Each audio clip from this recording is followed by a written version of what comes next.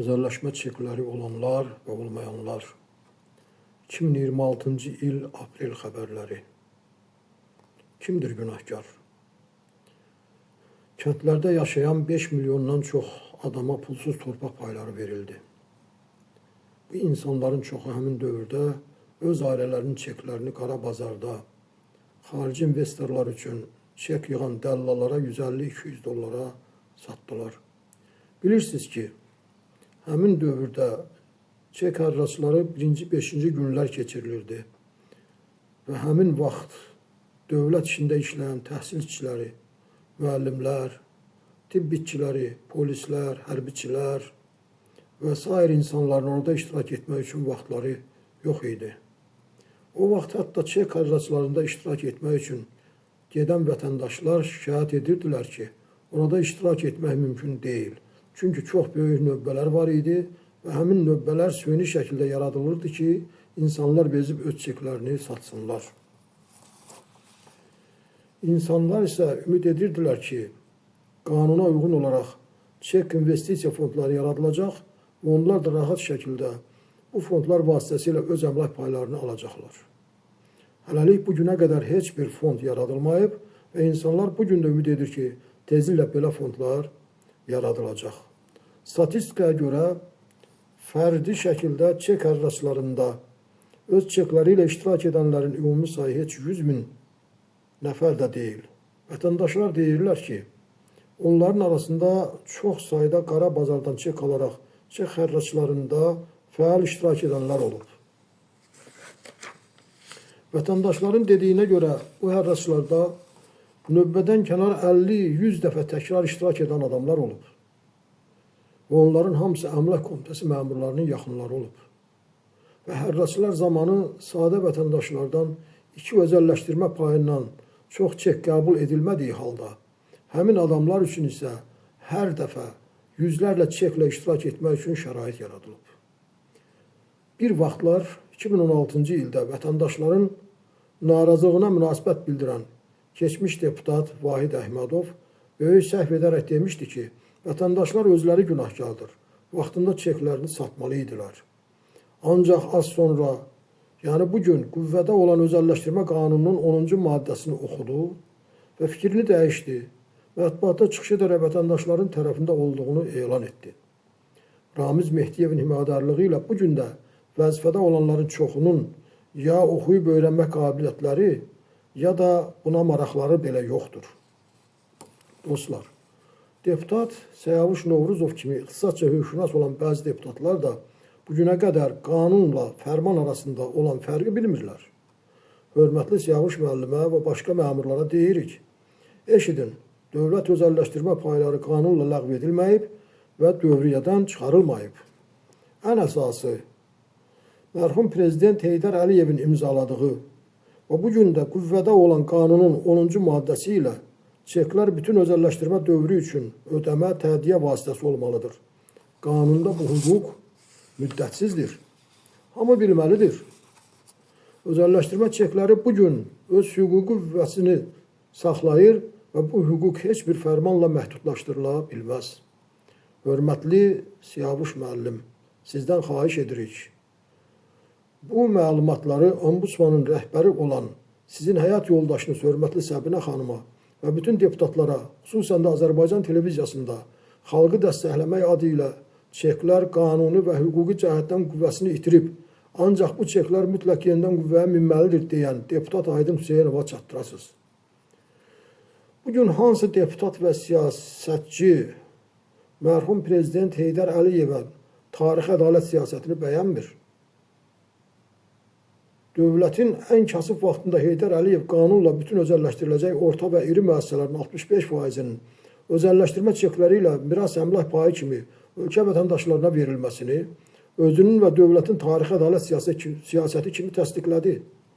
Həmin dövrdə nə büdcədə, nə də neft fondunda heç 1 milyard dollar da yox idi. Özlərini Heydər Əliyevlə müqayisə edənlərə sual edirəm.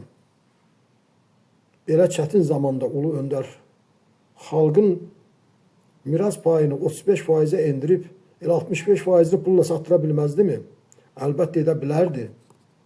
və həmin dövrdə bütün xalq buna bəraət qazandırardı. Ancaq indi dövlətin ən varlı vaxtında adlarını hüquqşünas, iqtisadçı, siyasətçi qoyan bəzi oliqarx məmurlar Heydər Əliyevin siyasətini bəyənmirlər. Qarabağ problemi o zaman da mövcud idi. Köçkünlər üçün də özəlləşdirmə çekləri verildi. Onlar 30 il ərzində işıq, qaz, su və s. pulundan azad olundu. İndiki pulla hər ailə ildə ən azı 1000 manat dotasiya, yəni 30 ildə 30 bin manat dotasiya dövlət tərəfindən ödənildi. Ali Baş Komandan olduğu Prezident İlham Əliyevin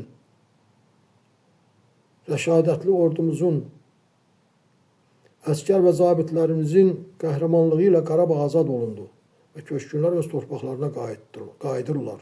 Eyni zamanda dövlət bugün də onlar üçün çox böyük köməklik edir. Sual olunur, ömrü boyu şəhərlərdə yaşayan, köçkün olmayan, lakin ömrü boyu bu xalq və dövlət üçün çalışan, şəhid verən ailələrin, veteran olan insanların, ata-babalarının və özlərinin canı və qanı hesabına qurulmuş xalqa məxsus halal miras əmlak payını, öz ailəsinin halal haqqını dövlət bu insanlara nə vaxt verəcək? Dostlar, burada bir qədər ehtiyatlı olmalıyıq. Dövlət yox, oliqarx məmurlar deməliyik.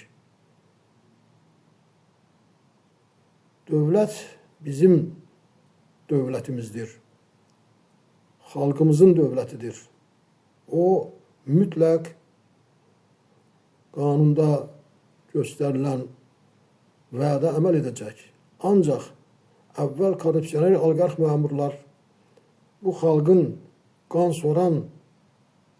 soranları təmizlənməlidir. Bu məsələnin həlli üçün birləşmək və təşkilatlanmaq vacibdir.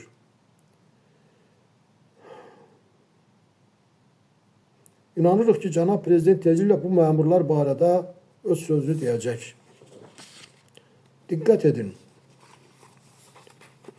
Mərhum prezident Heydər Əliyevin özəlləşdirmə siyasətinin təməli qanundur.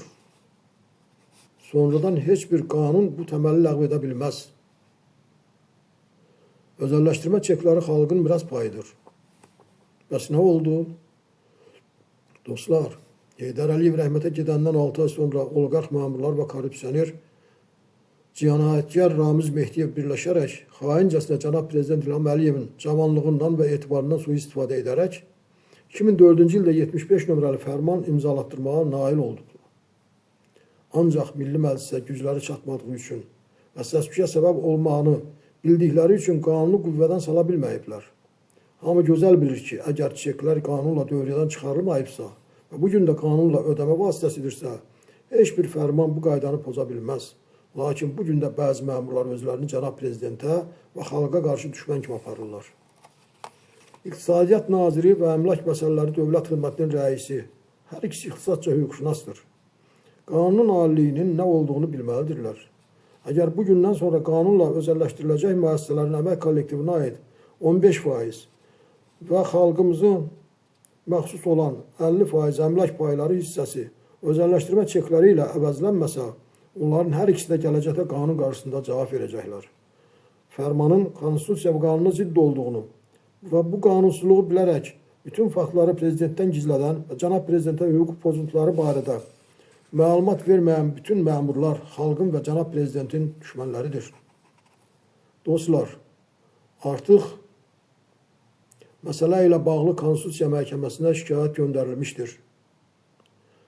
Məsələnin burada müsbət həlli üçün hər birimizdən hərəkət tələb olunur. Hamımız deputatlara müraciət etməliyik. Çalışın, qəbuluna gedib çox sadə sual verin. Fərman qanunu ləğv edə bilərmi?